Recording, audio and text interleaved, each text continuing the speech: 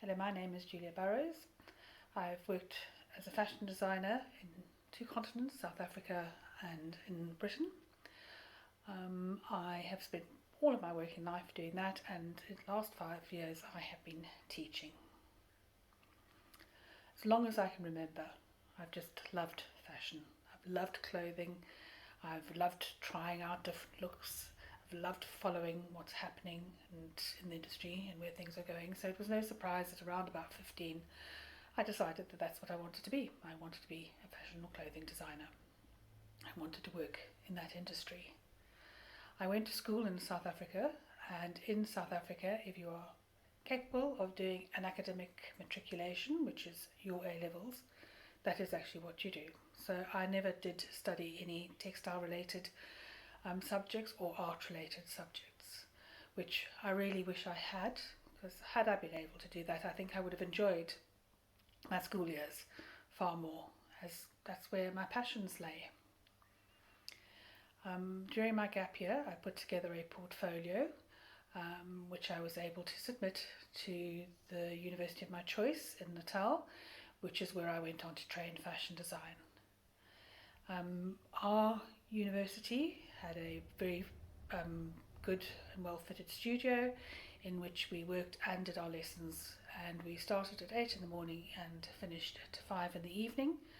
But to be able to get through all your work, you needed to work a lot more hours than that. So I was often up until 3-4 in the morning trying to get illustrations done for the next day or for hand. And South Africa also has a system where you do exams regularly every year, or sometimes twice a year, whether it's at school or at university, and if you don't pass them, you don't go up into the next year, and at university you don't go on to complete your course. So every 6 months we had to produce work and sit exams, and if we failed them, that was out. So it meant that we had to work extremely hard throughout our 3 years to be sure that we would actually complete our degree, and it did mean that it reduced the numbers by way over half from our starting year, first year, to our final year. Our final year fashion show and graduate show you call it here, we had to make all our own garments. We had to cut the patterns for them, we had to stitch them ourselves, and obviously we had to design them ourselves, so that each stage of what we'd learnt over the years could be tested and seen within those graduate fashion shows and final garments. The subjects that we studied were fashion illustration, range building, suddenly lost it there, let's go back. So fashion design, range building, figures drawing, fashion illustration, life drawing, pattern cutting, grading, garment construction, and history of costume. I think now I've remembered them all. I was lucky enough to be selected for my first job actually before I even finished university, and went on to work within the industry straight after my final year. I've designed various different ranges of different types of garments throughout the years. I have designed men's outerwear, I've designed men's swimwear, or what we call surfwear. I have also designed ladies' lingerie, which was actually when I was in this country. I've done ladies' outerwear, children's nightwear, children's outerwear. So I've been lucky enough to experience different fields within the design world. I worked in South Africa for 7 years before moving to Britain, and in South Africa I supplied all the high street multiples, which would in this country be the equivalent, I suppose, of Next, Zara, H&M, etc. So the stores that had lots of different stores on the high street. As I said, I was there for 7 years, and then I moved to the UK, and I started working for a company in Shoreham by Sea, which was really lovely, and lived in Brighton, and worked as the senior designer for a range of ladies' lingerie and nightwear, and children's nightwear for Marks and Spencer's.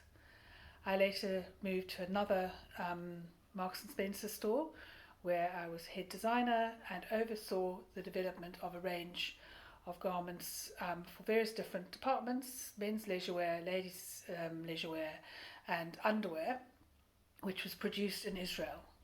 I travelled extensively, was the word I wanted, around the world, visiting our factories in Israel, in Egypt.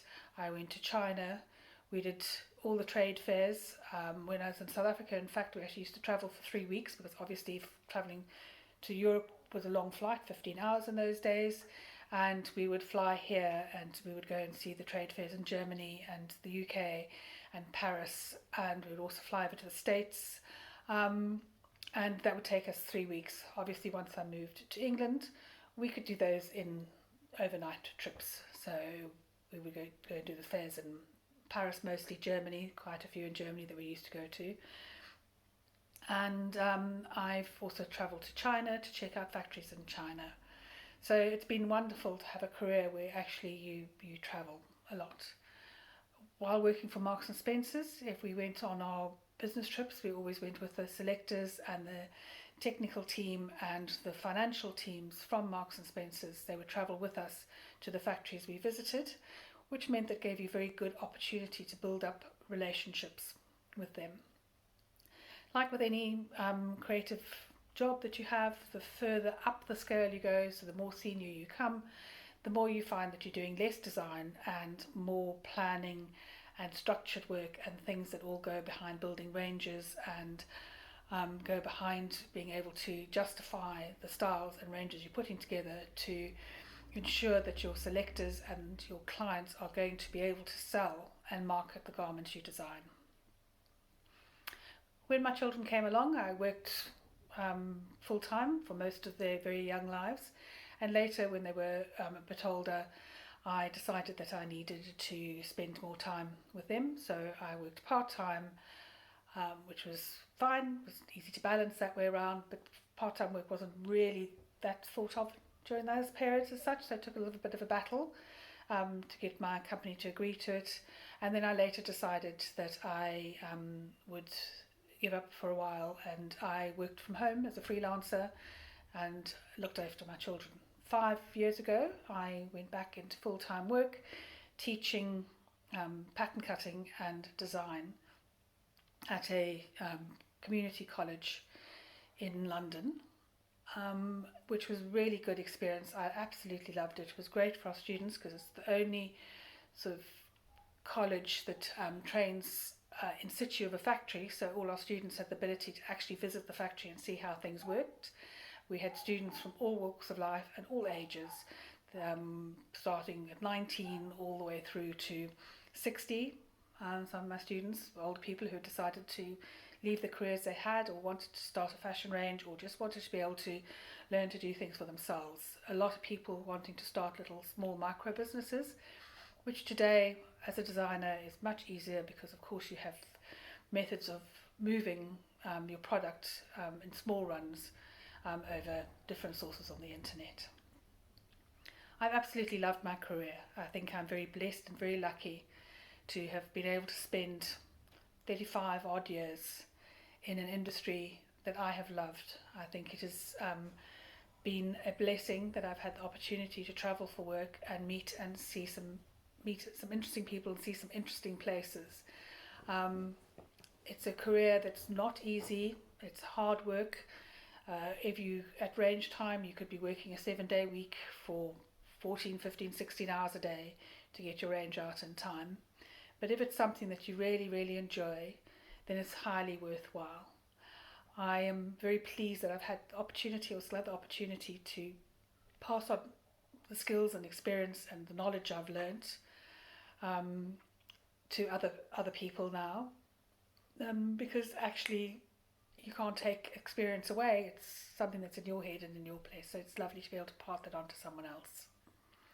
I think it's a very worthwhile career, and as I said earlier on, I wish I'd had been able to do a lot more of it at school, because it would have made school much more pleasant.